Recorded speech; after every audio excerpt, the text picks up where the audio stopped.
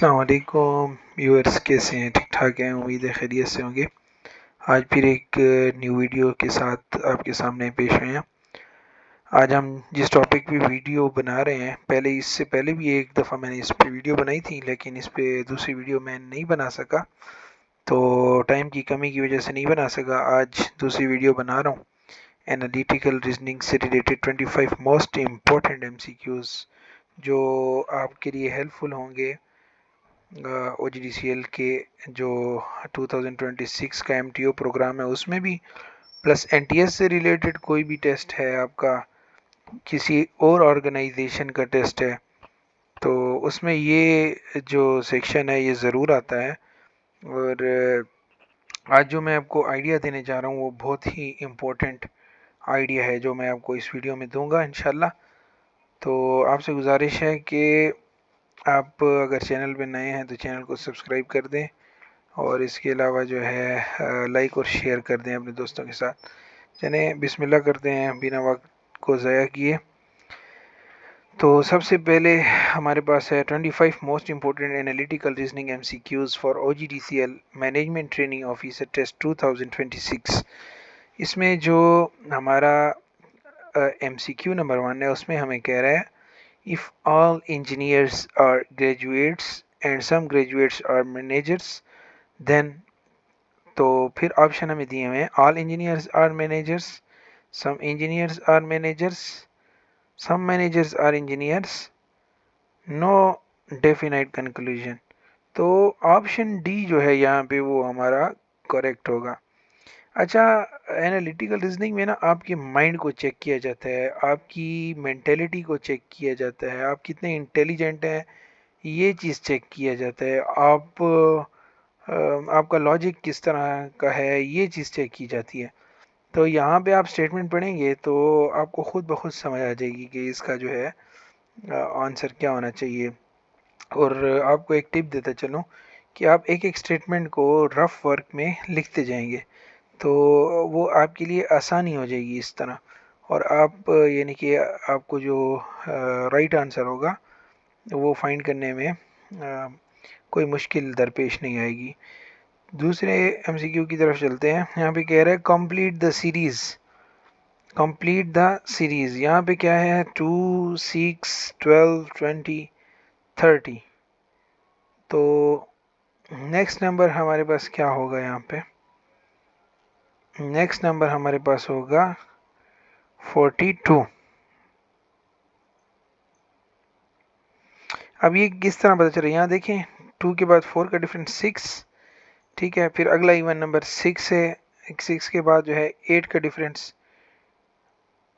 ओ sorry 4 का difference था यहाँ पे, तो यहाँ पे 6 का डिफरेंस आएगा, ये 12 हो जाएगा। 12 के बाद 8 का डिफरेंस आएगा 20, 20 के बाद 10 का डिफरेंस आया 30, और 30 के बाद आगे कितना 12 आ जाएगा। 30 के बाद यानी कि 20 से 30 में 10 का डिफरेंस आया था ना, अब 30 से अगला डिजिट वो होना चाहिए जो इन दोनों में 12 का डिफरेंस ला सके, तो वो कौन सा होगा 42। तो राइट आंसर हमारे पास क्या होगा यहाँ पे 42।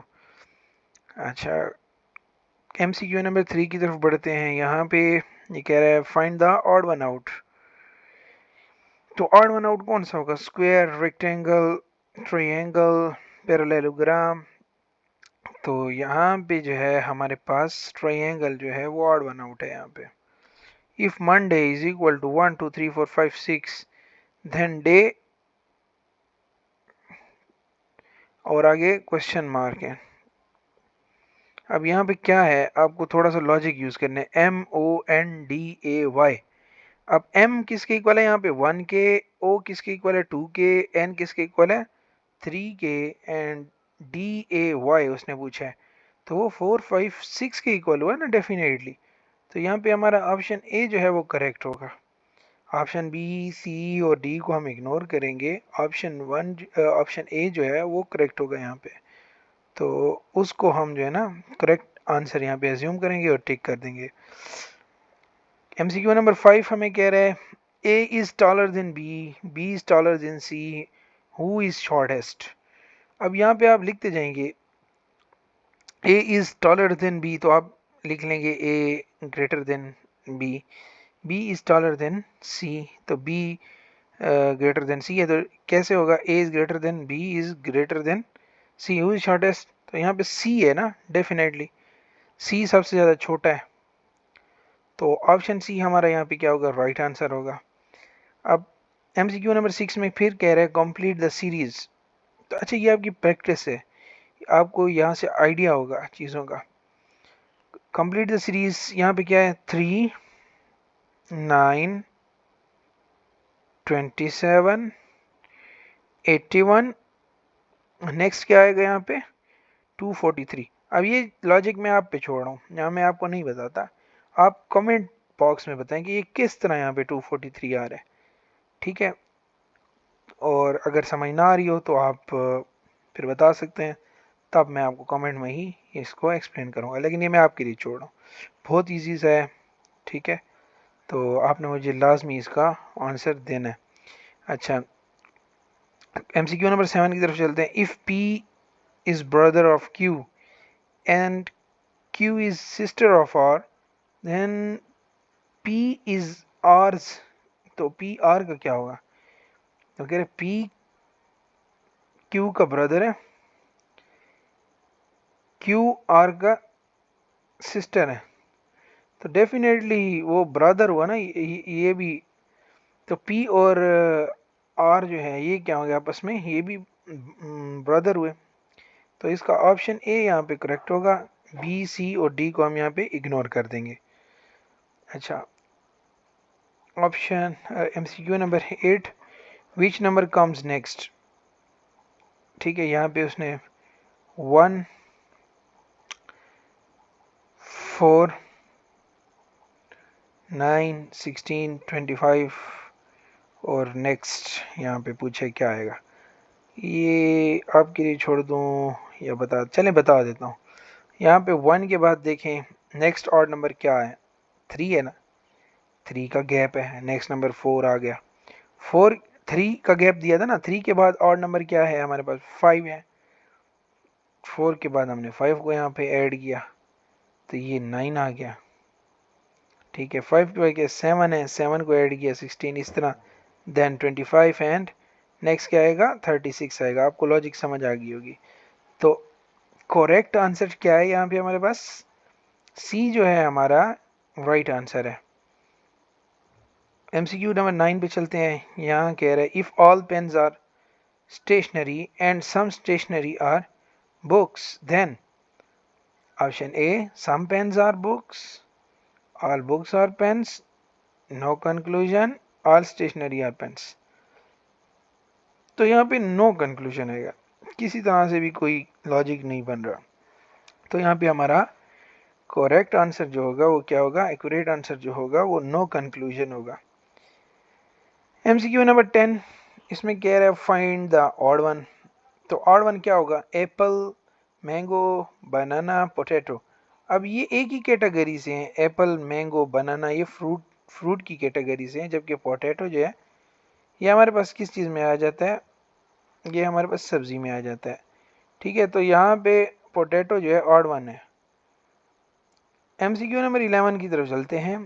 Ali is facing north, he turns right, then right again, which direction is he facing, तो डेफिनेटली साउथ, ठीक है। तो करेक्ट आंसर यहाँ पे ऑप्शन बी होगा, साउथ यहाँ पे जो है करेक्ट आंसर होगा। बाकी ए, सी और डी को हम इग्नोर करेंगे। एमसीक्यू नंबर 12 है। यहाँ पे कह रहे हैं complete the series 5, 10, 20 and 40, next number क्या होगा हमारे पास, तो यहाँ पे उसने क्या लॉजिक यूज़ किया है, यहाँ पे वो डबल करता जा रहा है, 5 का डबल 10, 10 का डबल 20, 20 का डबल 40, 40 का डबल 80, तो राइट आंसर यहाँ पे क्या है, option C which is 80। And हम किसको इग्नोर करेंगे, 60 को, 70 को एंड ऑप्शन डी जो है 100, इसको इग्नोर करेंगे। और राइट आंसर जो है यहाँ पे हमारा वो है option C, which figure differs, ठीक है। एमसीक्यूज नंबर 13 क्या कह रहा है, विच फिगर डिफर्स, अब सर्कल है, ठीक है, एलिप्स है, स्फीयर है। अब यहाँ पे आपको खुद समझ आ जाएगी कि स्फीयर जो है यहाँ पे वो इनसे डिफरेंट है। तो ऑप्शन सी क्या होगा हमारा यहाँ पे करेक्ट ऑप्शन होगा। MCQ number 14, if cat is equal to 24, dog is equal to 26, then bat is equal to what?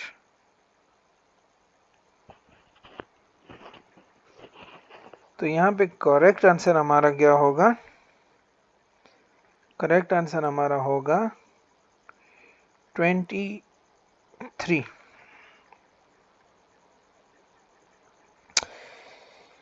Next MCQ की तरफ जाते हैं।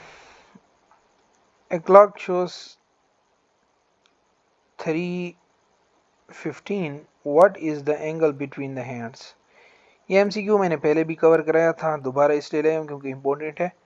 तो यहाँ पे क्या हो जाएगा 7.5 डिग्री, ये इसका करेक्ट आंसर है। MCQ नंबर 16 क्या कहता है? 5 friends are sitting in a row. Ahmed is to the left of Bilal and right of Kamran. Kamran is at the extreme left. Who is in the middle? तो यहाँ पे हमारे पास option A Ahmed, option B Bilal, option C Kamran, option D cannot determine. तो option A यहाँ पे हमारे पास correct होगा, अहमद। MCQ नंबर 17 की तरफ मूव करते हैं। कंप्लीट द सीरीज, यहाँ पे फिर सीरीज से रिलेटेड MCQ है। 7, 14, 28, 56 एंड देन क्या होगा? तो ये भी डबल ही किया है आई थिंक। ये देखें 7 के बाद 14, 14 के बाद 28, 20 के बाद 56 एंड 56 के बाद डबल करें तो हमारे पास क्या आएगा? 112, ऑप्शन सी।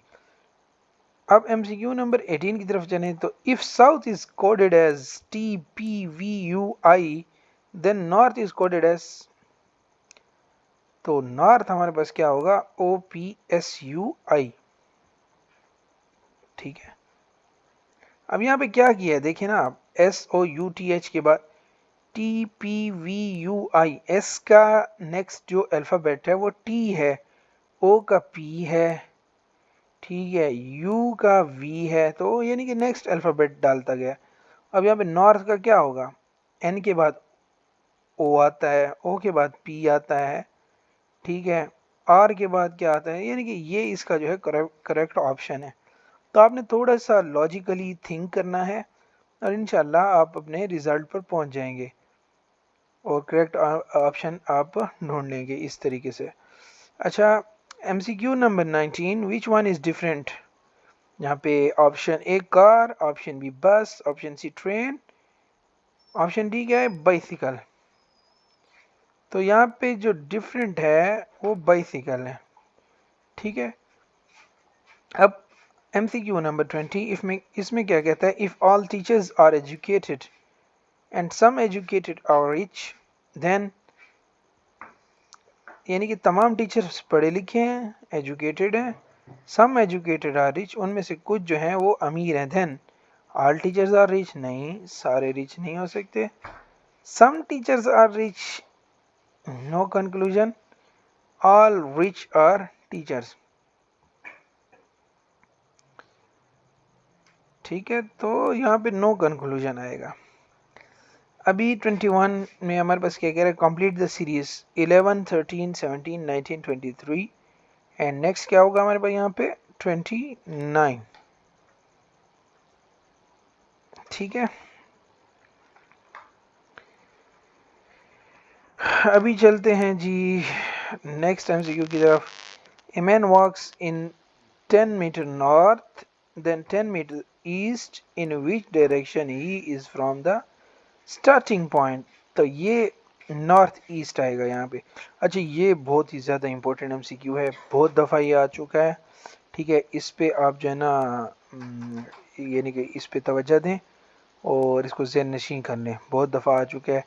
या फिर इससे रिलेटेड इसी तरह का थोड़ा सा जो है स्टेटमेंट को ऊपर नीचे कर देते हैं और MCQ आ जाता है। ये बहुत इंपॉर्टेंट है, ये आप इस चीज़ को ज़रूर समझें, ठीक है।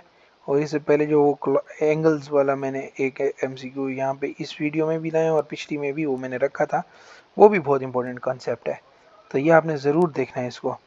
अच्छा, ये मैं बार बार प्रैक्टिस करा रहा हूँ, फाइंड द ऑड वन, ठीक है, ये ताकि आपकी प्रैक्टिस हो जाए, ठीक है। ये यहाँ पे क्या है, A January, B March, C जुलाई। अब ये देखें ना, ये तीनों मंथ हैं और ये डे में आ गया है। ऑप्शन डी यहाँ पे क्या है, ऑड वन है, तो हमारे पास क्या होगा, फ्राइडे जो है वो करेक्ट ऑप्शन होगा, ठीक है। अब क्या है 24, if 2 is equal to 6, 3 is equal to 12, 4 is equal to 20, then 5 is equal to what? If 2 is equal to 6, 3 is equal to 12, 4 is equal to 20, then 5 is equal to what? तो यहाँ पे option B correct है। Option B यहाँ पे क्या है, 30 है। अब ये भी मैं आप पे छोड़ता हूँ, ये किस तरह आया आपने मुझे बताना है, ठीक है। अच्छा, यहाँ पे मैंने आपको हिंट दे रखा है, ये चीज़ आपने देखनी है और फिर मुझे बताना है कि किस तरह से ये हुआ है। दो चीज़ें मैंने आपको इस वीडियो में आपके लिए छोड़ी हैं। अच्छा, 25 MCQ number 25, in a class Sarah ranks 15th from the top and 20th from the bottom, total students are कितने होंगे, ये भी आपने लॉजिक लगाना है यहाँ पे, ठीक है। वो हमारे पास 34 हो जाएंगे। ऑप्शन ए हमारे पास क्या होगा, 34 होगा। 15 + 20 - 1 = 34। अब आ जाते हैं जी OGDCL test tips for analytical reasoning, focus on OGDCL test tips for analytical reasoning, focus on number series, coding decoding, blood relations, direction sense, seating arrangements, logical statements, ranking problems, odd one out, clock problems, pattern recognition. ये सारे जो topic हैं analytical reasoning में अगर आप cover कर लें तो आप मोर देन 90% अचीव कर सकते हैं, बल्कि 100% भी अचीव कर सकते हैं अगर आप कंसंट्रेट करें अच्छे तरीके से।